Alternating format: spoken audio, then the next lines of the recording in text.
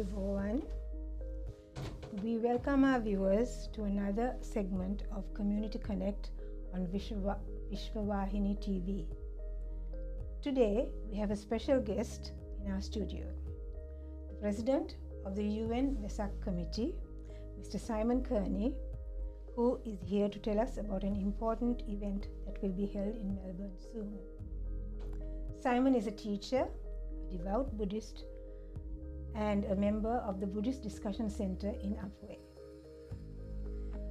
Welcome to the Community Connect program, and thank you for accepting our invitation to be here with us today. Now, can you tell us something about yourself and your involvement with the Buddhist Discussion Center? Well, firstly, thank you very much for inviting me, Jean. It's really lovely to be here, and it's great to connect with the viewers of this program. So, I got involved with the Buddhist Discussion Center in about 2008, and I wasn't really sure what I was looking for, but I knew that meditation, I heard about meditation, I heard it was a very good thing to do. So I was working with one of the members of the Buddhist Discussion Center, and he told me that they were running classes on a Wednesday night. So I went along to a class, and I had a really positive experience, and I have just got more involved in Buddhism ever since. Right. I'm sure you enjoyed that first experience.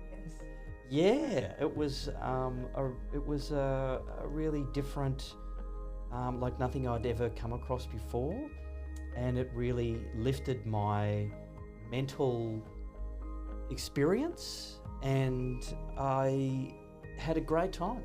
Yeah. Okay, now, may I ask you a personal question? Of course. Why did you turn to Lord Buddha's teachings? Why did you seek the Dhamma? So I felt like I was missing something. I felt like I was supposed to be happy because I had a decent job, I had a partner, I had all the things that are supposed to make one happy, but I wasn't happy. I felt like there was some piece of information that I wasn't getting. Not satisfied. I was unsatisfied. That's a great way of putting it. Yeah. So I was looking for the answer. I was looking for what am I missing? What is the information that I haven't got that is going to lead to a sense of satisfaction and fulfillment? Yeah, exactly. Yeah. So the Dhamma helped you to find that? Absolutely. The Dharma has had a profound effect on my life. It has helped me to discover what are the causes for satisfaction, happiness and fulfillment, and how we experience suffering on a daily, hourly, minutely basis.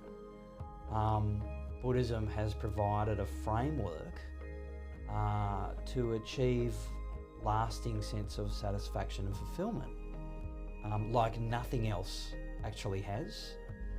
And it has given me a deep sense of peace and calm that I have never found. That's really great. Now, I'm sure our viewers would like to know more about the UN Vesak Committee. You are the president of the UN Vesak Committee. What is the main objective of this committee, and what was the motivation in establishing it? Can you give a brief background history about the committee? So the event has been running for 17 years, which is quite a long time. It began in 2008, the year that I actually started my journey into Buddhist practice. And it was an initiative from Venerable Phúc Tan from Quang Minh Temple, And my understanding is that he wanted to, because he's also a member of the World Fellowship of Buddhists, and he wanted to make a contribution to that organisation to bring Buddhist communities in Victoria together, because that's one of the missions of the World Fellowship of Buddhists, is to bring communities together. So it was started in Sydney, and they brought down their event from Sydney, which we did in Victoria in 2008. I was a very new Buddhist practitioner. I didn't know anything about how to sort of behave and the protocol around monks, and I had to ask someone. I says, so how do we interact with the monks? What do we say? Or how close can we get to them? And it was all very, very new. I understand. Yeah. So the first event was in Springvale Town Hall in 2008, and one of the sort of humorous moments that I remember is that our abbot, Anita Carter, she said to her husband Frank, who was, he wasn't our president at that stage, but he'd been involved with the Buddhist Discussion Centre for a very long time. She said to Frank, we'll just go to the committee meeting and we'll just help them to take the notes and the minutes for the meeting. And if we fast forward, say 3 years later, Frank was the president of the United Nations Day of Versek, and Anita was the co-president, and he was very much involved in the thick of organising everything. Yeah. So we often share a joke about, we were just going to take the minutes. Yeah. I can understand that, yes. Now, who can become a member of your organisation, and what are the requirements for membership? And can an individual become a member, or do they have to be represented? Do they have to represent them? No, an individual can become a member, and they can join our committee, because we are always looking for good people to help us. And any Buddhist organisation can join us. So we have temples that are part of it, but also large or small, you're all welcome. And all you really need to do is we just have a membership fee of $100 because a year, yeah, because we know that temples are always looking for funds and putting funds together, so we don't want to put a big financial burden on their membership. So we welcome Buddhist organisations from across Victoria to be part of the organising committee and join us on the day as well. Right. Now, I know the Sri Lankan Buddhist community has been involved with this organisation from the inception, and also communities from the Vietnamese community, Thai, Laotian, Cambodian, Burmese, and even the Chinese community, Buddhist communities were involved in this event. They have been, yes. Yes.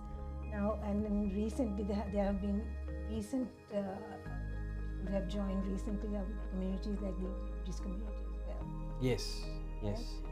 Now, what are the activities your organisation carries out for the benefit of your members and for their communities? So the main purpose of our organisation is really just the one event, which is the United Nations Day of Versek. So what that does is it provides an opportunity for different Buddhist traditions to come together on the one day and to experience the cohesion? Yeah, absolutely. The cohesion and the satisfaction and the joy of celebrating Buddha's birth, death and enlightenment. It's an opportunity for communities to network across outside of their normal temple and their communities, and it's an opportunity for lots of people to see how Buddhism is practiced and observed in different cultures.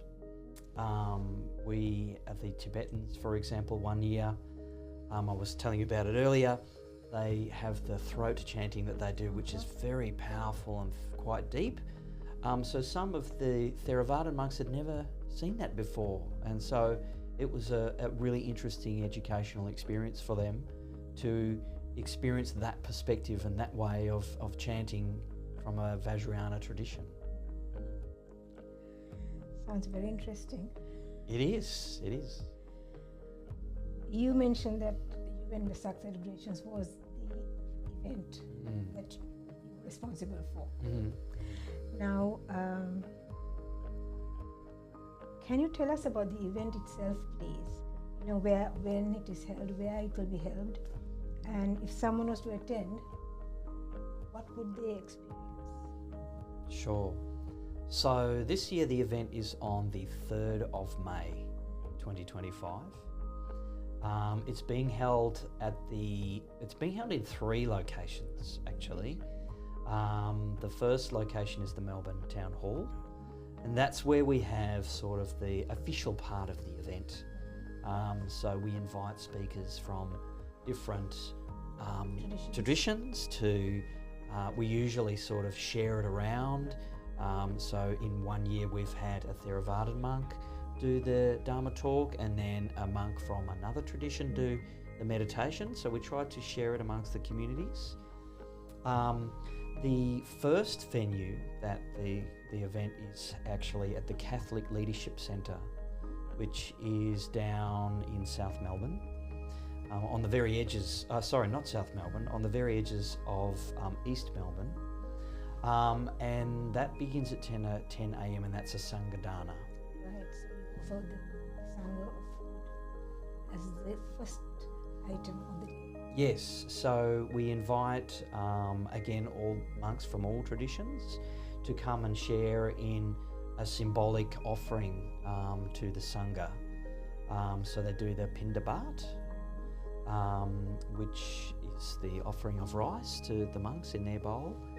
And then various communities bring food to offer to the monks for the lunch, which occurs before 12. So that's the first event, and I think we usually get about 200 people to that part of it. 200 monks?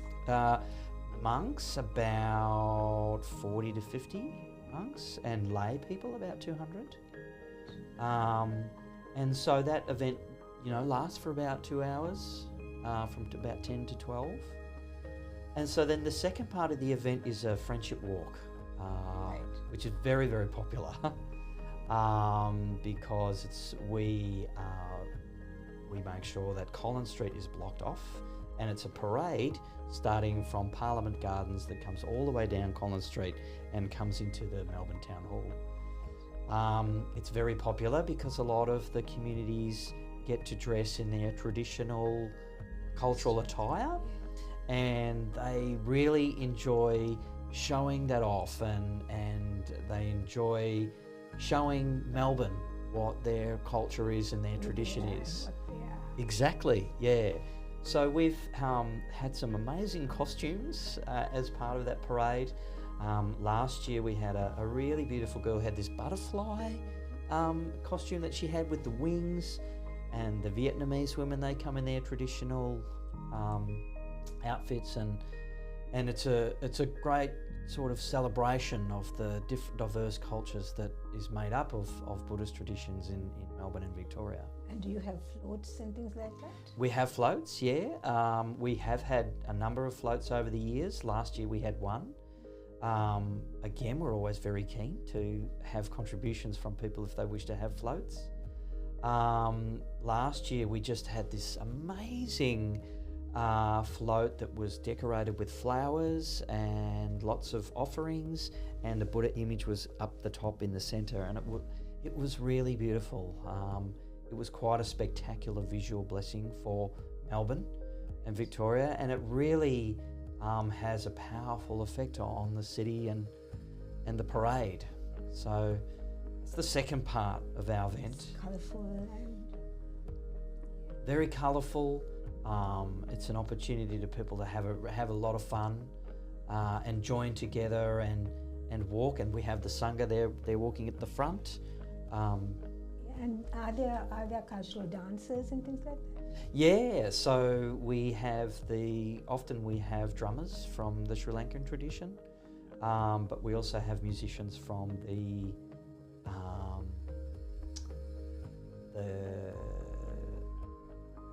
is momentarily escaped me. They're in the Cambodian tradition, so they come with their instruments, and we have dancers sometimes. So we really welcome people to come and celebrate their culture, and we really embrace what they wish to contribute to the parade. So it is not only just Buddhist event, and not just a Buddhist event, but a cultural event as well. It's a cultural event, yeah. It's an opportunity for participants to really show off their contribution to the Victorian Buddhist community and at large. Yeah. And what's the third one? So the third part is sort of the formal part of the celebration, the final part, which is where we have everybody. So the procession comes in, it does 3 laps of the hall, which is an amazing energy. And then we all sort of sit down and we have speeches, and we have all the chanting from the various traditions, Theravadan chanting, and we have Mahayana chanting, Vajrayana chanting. We have a Dharma talk where we invite a venerable to come and talk about Vesak and what it means and the themes of the event, and we have a meditation so that everybody in the audience can really experience the Buddha heart and mind. And we also have speeches from politicians if they wish to make a contribution, and counsellors, and of course our sponsors, because we are supported by the Victorian Multicultural Commission. So, Because I was going to that now.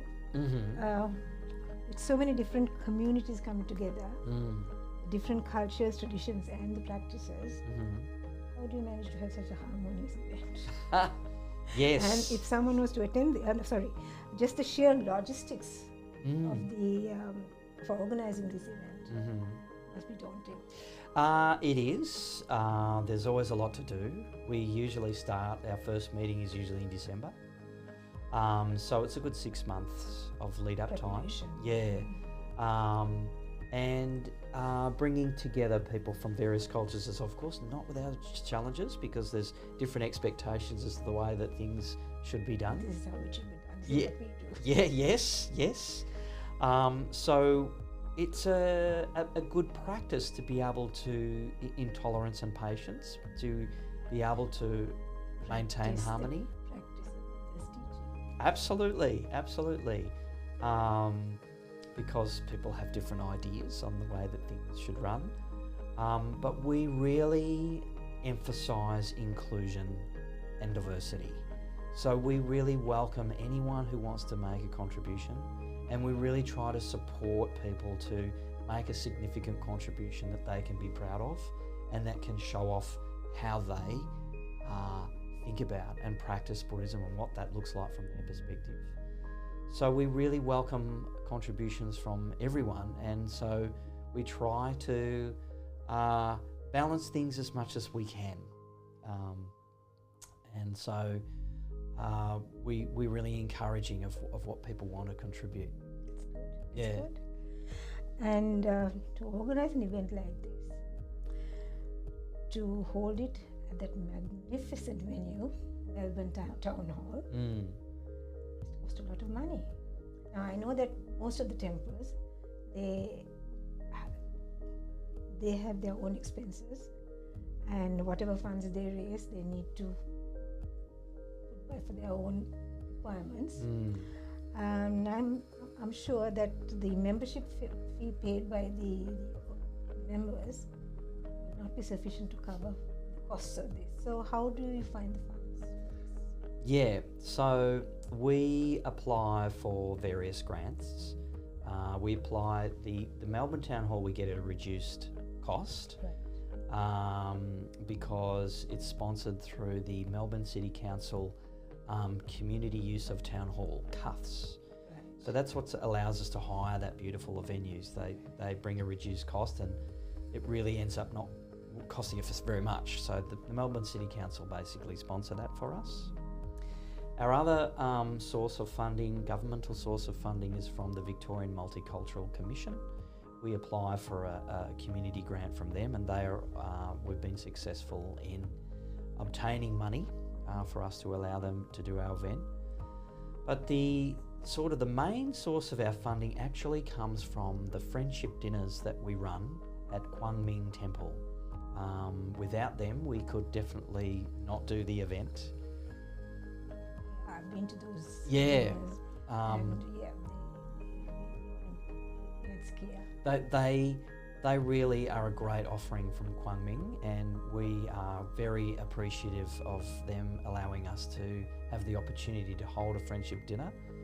And so that's sort of where we unofficially launch the event. We really get it out into the public, and we allow people to make contributions on stage from their various cultures, and it's a great meal, and it's an opportunity for people to really hear about the event and get excited to come to the Melbourne Town Hall to celebrate the Buddha's birth, death and enlightenment.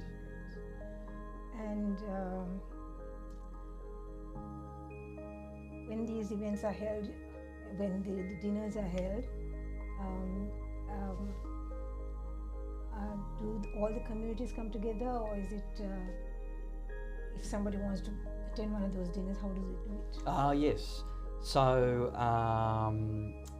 you can buy a table of 10 with 10 of your friends if you wish, or you can, we have flyers with my contact number on it. Should I say that? That's okay. No, don't give your number. You can put it on the Yes. on the information. And so you can come yourself, or you can come with your partner if you wish, or with some friends. It's totally up to you. I will say that the event at Quang Minh is very popular and sells out quite quickly because their community know about it. Yes, I know the Vietnamese people are very, very active. They're very active, yeah.